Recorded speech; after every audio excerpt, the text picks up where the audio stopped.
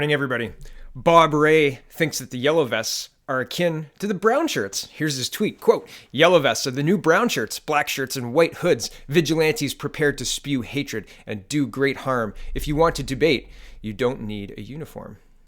And I want to highlight this response. It says, "Mr. Ray, my Nona raised a family under the boots of fascism in northern Italy. Her possessions were confiscated, even her wedding ring, to pay for the war effort. My dad was almost shot by German soldiers occupying their house. Don't you dare compare the two." Yes, Mr. Ray, I think that this is quite the overreach, and it seemed in line with the media's push. I wonder who's giving the orders. Interesting. Our main story today is focusing on quick action asylum, I guess.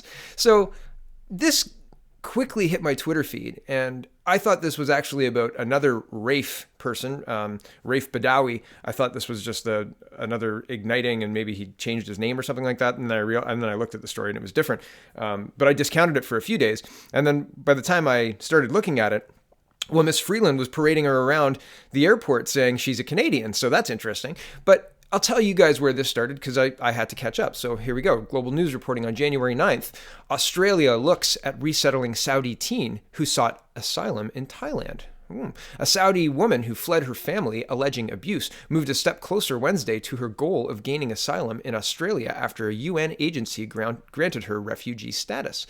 The Australian government said it was considering Rafe Muhammad Al Kun, I think, for refugee resettlement in a case that has advanced rapidly since the weekend when the 18-year-old barricaded herself in an airport hotel in Thailand and publicized her case on social media. Al Kun arrived in Bangkok on a flight from Kuwait on Saturday and planned to continue to Australia, where she had a tourist visa, but after being detained by Thai authorities, she refused to board a flight back to Kuwait. And I jumped down. Al Kun arrived in Bangkok from Kuwait late Saturday, but was stopped from proceeding to her planned destination of Australia. After mounting a campaign for assistance on Twitter, she was allowed to temporarily stay in Thailand under the care of the UN's refugee agency, which ruled her claim for asylum valid. Australia's Home Affairs Department said it would, quote, consider this referral in the usual way, as it does with all UNHCR referrals. Indications from Canberra suggest Al Kun may receive a sympathetic hearing. Quote, if she's found to be a refugee, then we will give very, very, very serious consideration to humanitarian visa, Health Minister Greg Hunt told the Australian Broadcasting Corp before the UNHCR's referral. Okay, so on the 9th, she was going to Australia. She already held an Australian student visa, visitor's visa, and she was heading there, and Australia said, yeah, we're definitely going to consider this, right? Oh, but the Guardian's reporting Australia was too slow. This is Saturday, January 12th.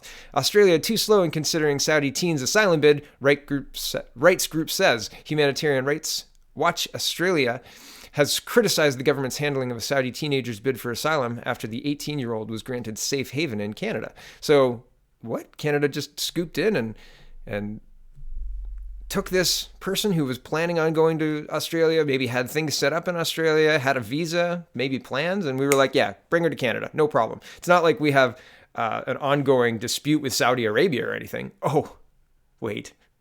Here's Business Insider reporting the full timeline of Canada and Saudi Arabia's feud over jailed human rights activists. Ah, right. So you've got a Saudi teenager who's alleging abuse, and Canada needs to white knight for her, to use a term I heard recently. I'm not sure about this, Canada, but yeah, that's definitely happening. Here's Miss Freeland parading her trophy. It seems very much like a trophy. Like, here's our re-election in my hands. Here we go. It's really interesting to watch. We'll watch it. Here we go. Right over here, Mr. Freeland. Everyone, please.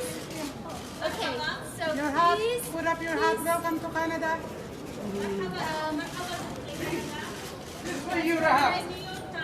Okay, I'll give the flowers to Rahaf. Don't do that.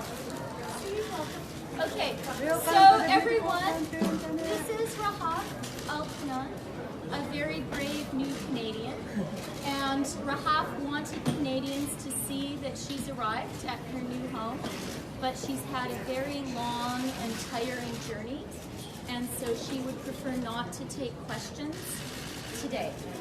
So please respect her.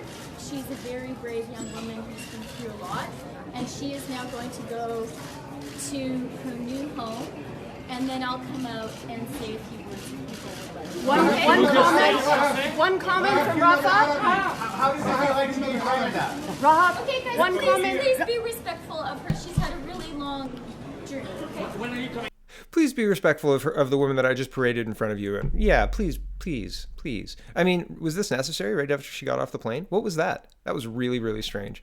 That was very strange. Here's another asylum claim, potential asylum claim, that possibly people have forgotten, but I'm going to remind you. It says, exonerated but still not free, Pakistan's Asia Bibi to spend Christmas in custody. This was published on Christmas Eve. Pakistani Christian Asia Bibi will celebrate Christmas under guard despite being cleared of the blasphemy charges that kept her in jail since 2010. Bibi, a former laborer who was on death row for 8 years, remains a prime target in conservative Muslim-majority Pakistan, with extremists calling for her blood and the government refusing to reveal her location out of fear for her safety. Quote, "It's too dangerous. People want to kill her," said Yosef Hidayat, a resident from one of Islamabad's impoverished Christian ghettos and littered this week by a smattering of Santa hats and Christmas trees. I scroll down. The Supreme Court overturned Bibi's death sentence for blasphemy in October, and she has legally been a free woman ever since. Remember, this was posted on Christmas Eve. Back to the article. But the ruling ignited days of violent demonstrations that paralyzed large swaths of the country, with enraged Islamists calling for her beheading, mutiny within the powerful military, and the assassination of the country's top judges. The government has since launched a crackdown on the Tehreek-e-Labik Pakistan TLP party, the Islamic group driving the violent protests, charging its leaders with sedition and terrorism. But authorities also struck a deal with the protesters to end the violence, forming an agreement which included allowing a final review of the Supreme Court's judgment. Bibi, who is seeking asylum abroad, is believed to be in protective custody inside Pakistan as the review continues. But there is no clear timeline for when it will be completed. A government spokesman refused to comment on its status, saying only that the matter is with the courts. Blasphemy continues to be a massively inflammatory issue in Muslim-majority Pakistan, where even unproven accusations of insulting Islam can spark lynchings. Many cases see Muslim accuse Muslim, but rights activists have warned that minorities, particularly Christians, are often caught in the crossfire with blasphemy charges used to settle personal scores.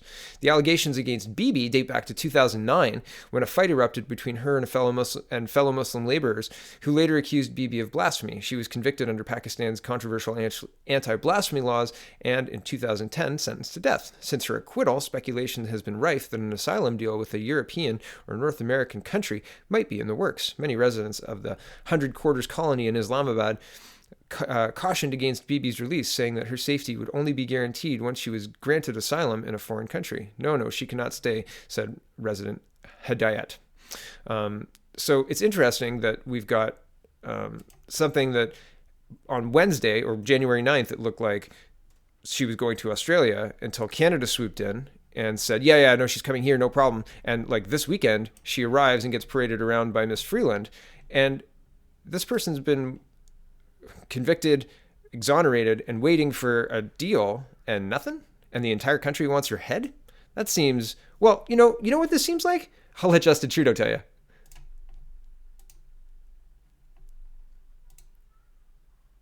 Maybe. Or find out which families would be suitable for a photo op for the Prime Minister's re-election campaign? That's disgusting. It is, yeah.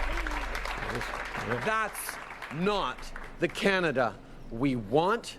That's not the Canada we need to build. Wow. For once, I agree with Justin Trudeau, even though it's taken out of context. And I mean, his voice is like nails on a chalkboard, right? Kids, if you've never done that, go find a chalkboard and scratch it. Ooh, sorry. Yeah, it really does seem like they're parading this person around for Justin Trudeau's reelection and pointedly ignoring the person who the entire country wants her head. And if we can move in a weekend to bring one person, nothing? Really? Nothing? So I agree with Justin Trudeau. That's not the Canada we want to build. Let's kick him out in 2019. And I don't know, let's elect Maxime Bernier. Check out the peoplespartyofcanada.ca, but make up your own mind. Don't listen to me. Have a wonderful day. Thanks for watching.